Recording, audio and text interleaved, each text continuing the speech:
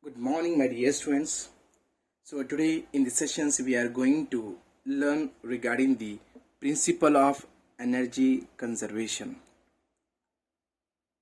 The principle of energy conservation, they having the two principle governing energy conservation. The first principle is maximum. First principle is maximum thermodynamics efficiency. And second principle is maximum cost effectiveness in energy use. First of all, I will write here principle of energy conservation.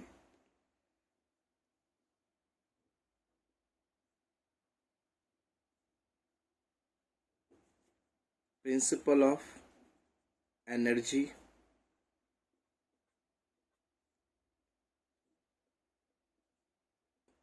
conservation. Okay.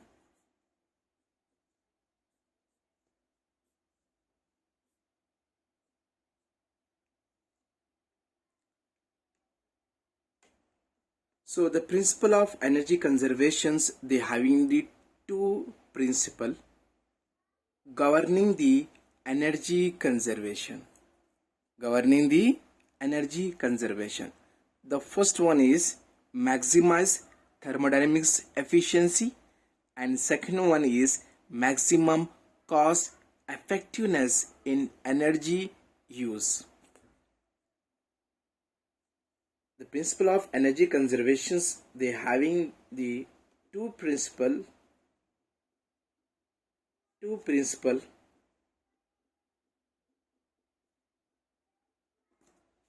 governing energy conservations.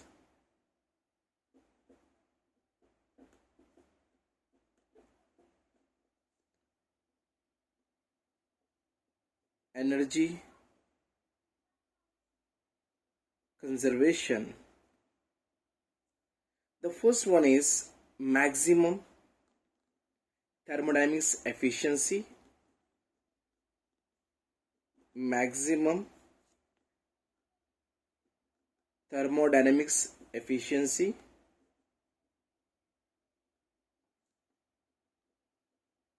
Okay, dear. And second method or second principle we can say as maximum cost effectiveness in energy use.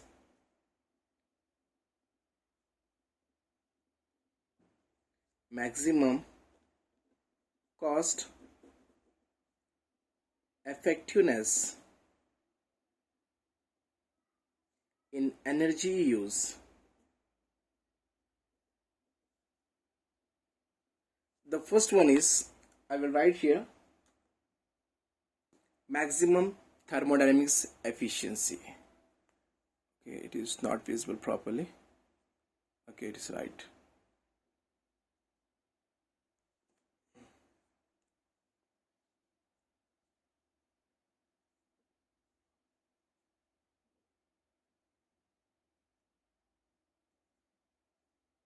First method is maximum thermodynamics efficiency.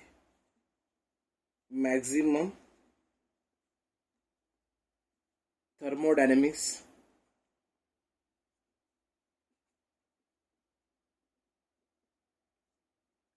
efficiency.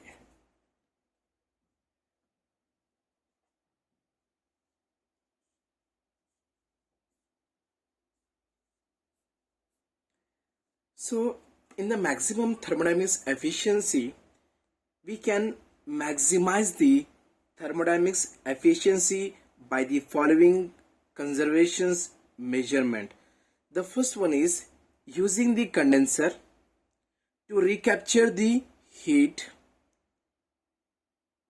discharge as many times as possible, as well as we need to reducing the heat loss with better heat exchanger, as well as if you want to maximize the thermodynamics efficiency, we need to increase the average temperature at which heat is transferred to the working fluid in the boiler. Working fluid in the boiler. Okay dear. As well as we need to decrease the average temperature at which heat is rejected. Heat is rejected from the working fluid in the condenser. As well as we need to eliminate steam leakages by the trap movement if you want to maximize the thermodynamics efficiency.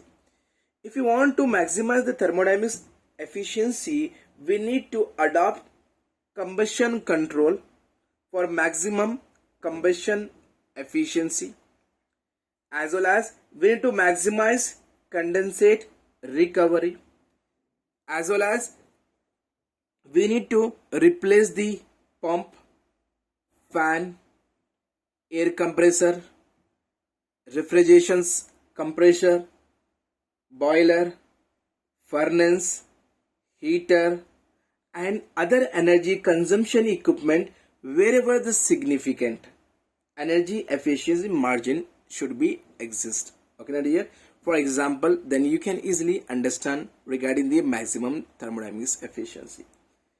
If you want to increase the thermal efficiency of the internal combustion engine, the first thing is we need to run the engine fuel in that is used in the excess air. And the second thing is, if you want to increase the thermal efficiency of engine, we need to maintain the higher compression ratio. We need to maintain the higher compression ratio. And third thing is, if you want to run the engine at the optimum condition, so what is meaning of optimum condition? The optimum condition meaning we need to maintain the low friction and the low working or low pumping work should be maintained. Is it right? If you want to increase the thermal efficiency of the internal combustion engine. So I will write the first point. We can maximize the thermodynamics efficiency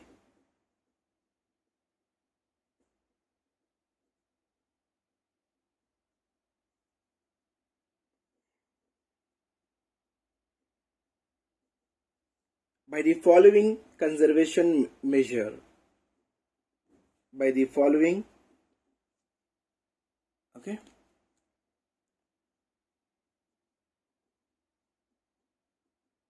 following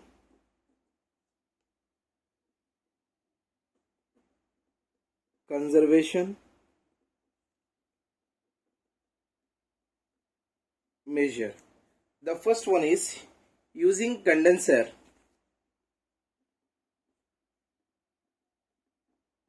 Using condenser to recapture the heat discharged as many times as possible. Is it right? The first thing is, if you want to maximize the thermodynamics efficiency, then we have to, then we are using the condenser to recapture the heat discharged as many times as possible. To recapture the heat discharge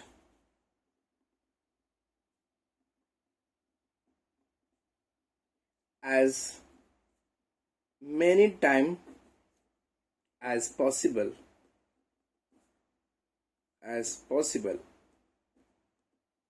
Okay dear. As well as we need to reducing the heat loss with a better heat exchanger. If you want to maximize the thermodynamics efficiency, reducing the heat loss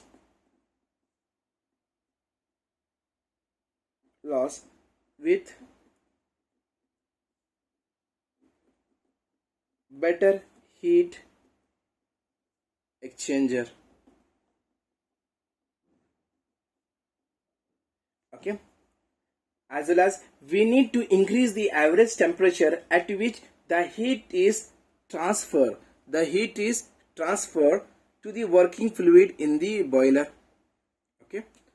If you want to maximize the thermodynamics efficiency, first of all we need to increase the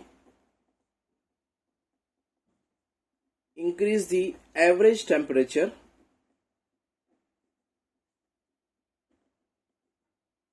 at which heat is transferred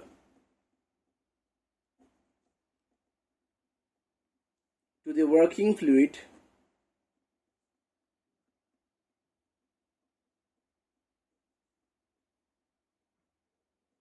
in the boiler.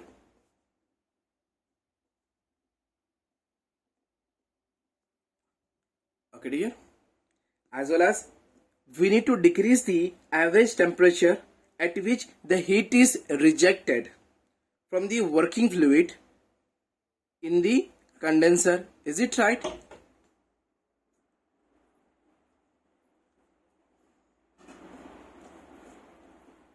Decrease the average temperature at which heat is rejected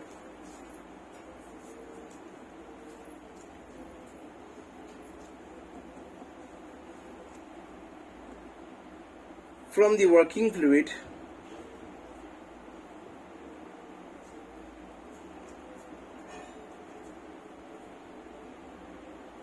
in the condenser. Is it right?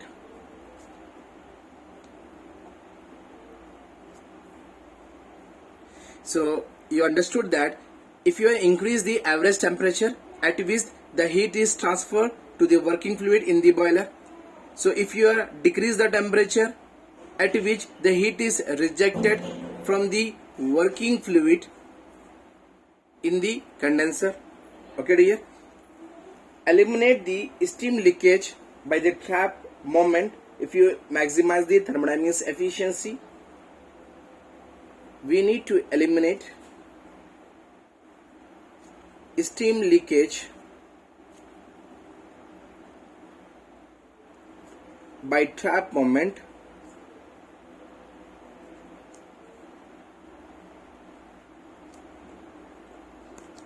as well as we need to adopt the combustion control for the maximize the combustion efficiency. We need to adopt the combustion control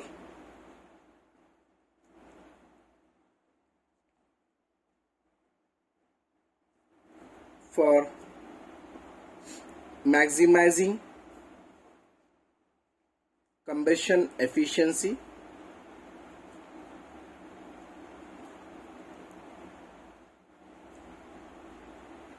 So we need to, if you want to maximize the thermodynamics efficiency, we need to maximize the condensate recovery.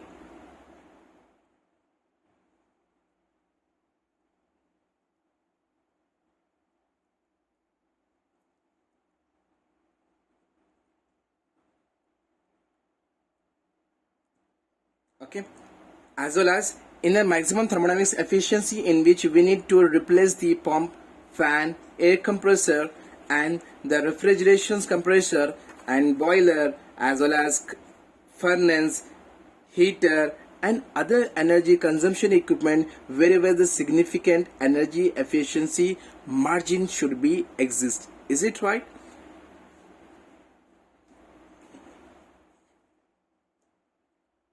Okay, it is visible.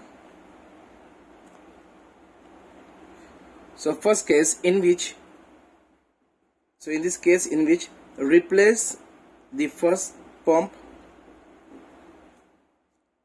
fans, air compressor, okay, refrigeration,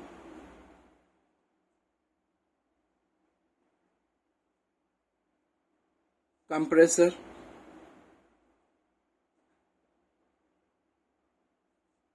boiler boiler, furnace, is it right? As well as heater and other energy consumption equipment and other energy consumption equipment.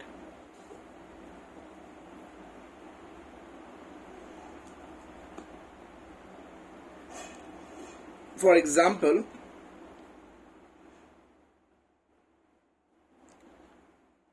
if you want to increase the thermal efficiency of the internal combustion engine, the first thing is we need to run the engine fuel lean, that is used in the excess air. And second one is, if you want to increase the thermal efficiency of the internal combustion engine, we need to always maintain higher compression ratio as well as run the engine at the optimum condition, meaning low friction and low pumping work. Okay, to increase thermal efficiency,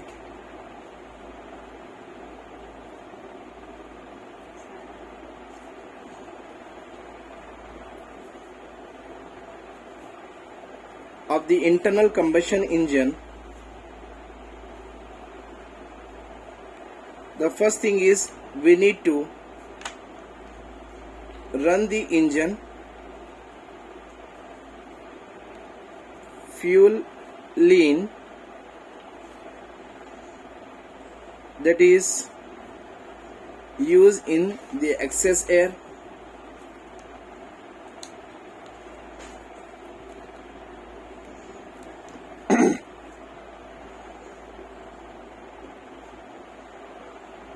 Okay, dear? As well as if you want to increase the thermal efficiency of the internal combustion engine, so always we need to maintain the higher compression ratio.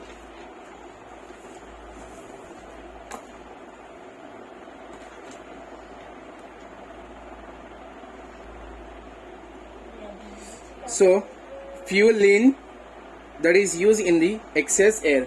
As if you want to increase the thermal efficiency of the internal combustion engine, always we need to maintain the higher compression ratio. Always we need to maintain the higher compression ratio if you want to increase the thermal efficiency of the internal combustion engine.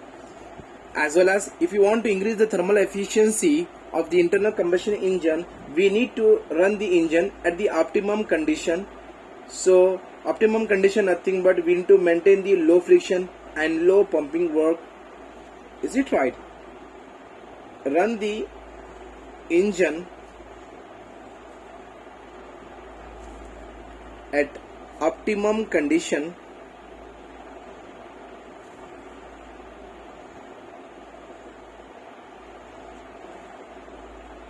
So optimum condition meanings we can say that low friction and low pumping work and low pumping work.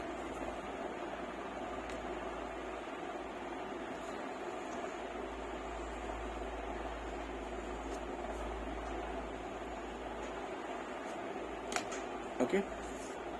Second one is maximum thermodynamics efficiency, or we can say as maximum cost effectiveness in the energy use.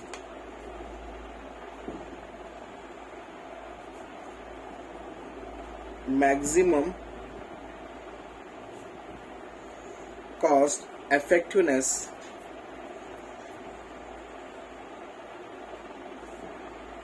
in energy use. Maximum cost effectiveness in energy use.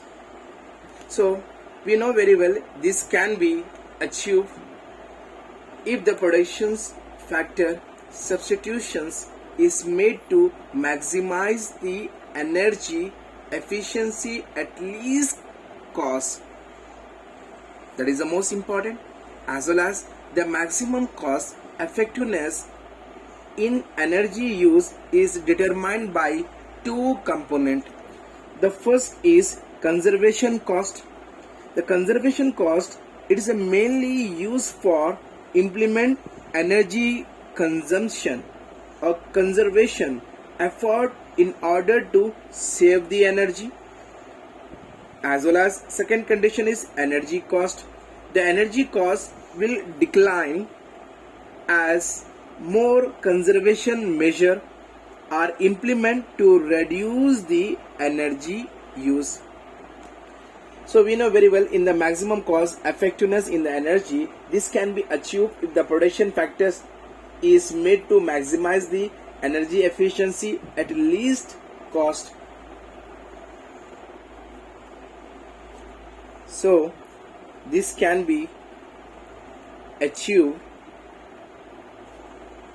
if the production factor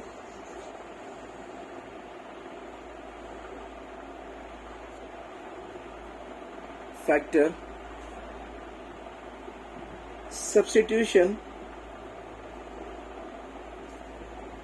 is made to maximize energy efficiency at least cost. That is the most important.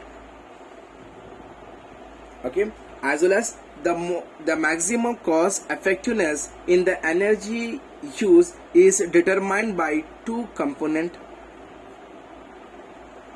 Maximum cost effectiveness in energy use is determined by two components.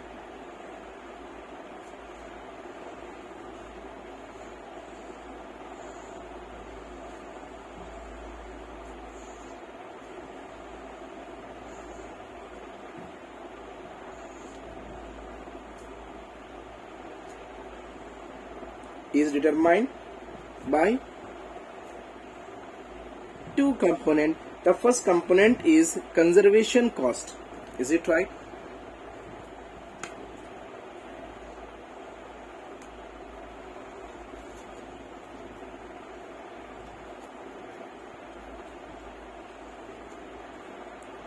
Conservation cost. The conservation cost is mainly used for implement the energy conservation effort in order to save the energy.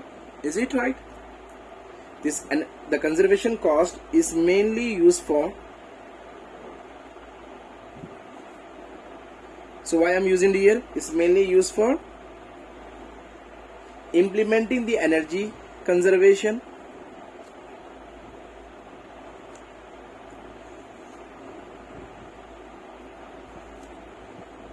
Energy conservation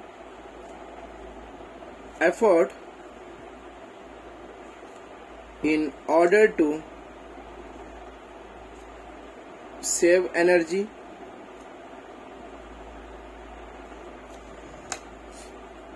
Second one is energy cost.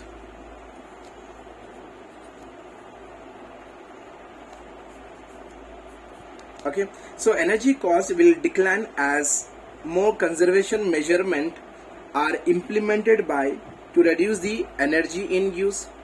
So why I am using the energy cost? Energy cost will be decline as more conservation measure are implemented to reduce the energy use.